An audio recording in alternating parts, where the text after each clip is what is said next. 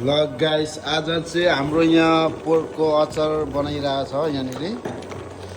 अनि यहाँ चाहिँ हाम्रो चिकन तिते वाचिपा।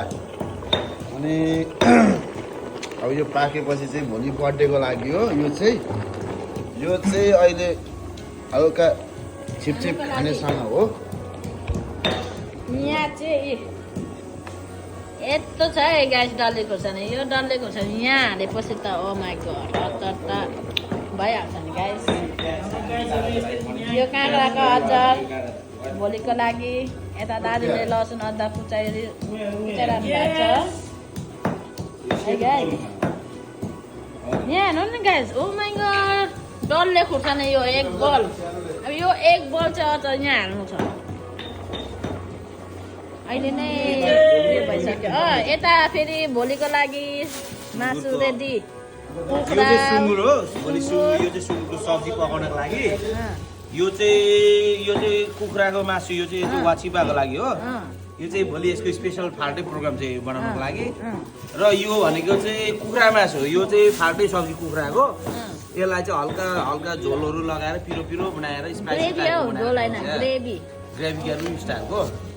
अनि यो चाहिँ के हो भने भोलि यो चाहिँ बार्बिक्यूको लागि मासु हो। यो स्पेसल मासु हो। यो चाहिँ ठक्क अहिले बाहिर निकाल्दा चाहिँ के हुन्छ भने यो चाहिँ एकदमै राम्रो हुन्छ क्या। यसले चाहिँ अहिले नै भोलि ओसिएर आइसहरू ओसिन्छ र भोलि बार्बिक्यू गर्दा अति राम्रो हुन्छ। भोलिको लागि रेडी भइरहेको हुन्छ है। रेडी भइसकेको हुन्छ। यो कुकुम्बर चाहिँ भोलि केको लागि? सलाडको लागि। सलाड हैन, अचारको लागि। यो दुईटा आइटम यसबाट बनिँदैछ है। अब यसमा चाहिँ हाम्रो मिस्टर लाल तामाङ उहाँ पनि एउटा सब्सक्राइबरमा पनि युट्युब छ च्यानल, तपाईँले हेर्नु नबिर्सनु होला। Type Lal Tamang on YouTube, you get it.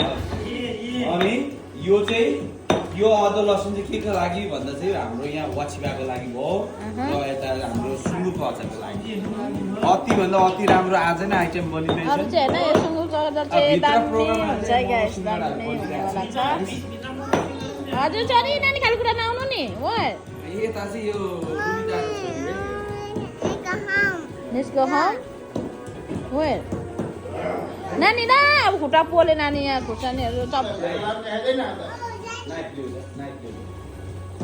तिमीलाई यस्तो काँडा भनेको हेर्नु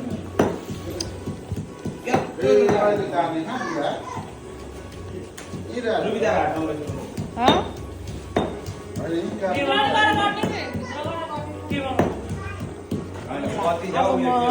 तपाईँहरूलाई भित्रको पनि दृश्य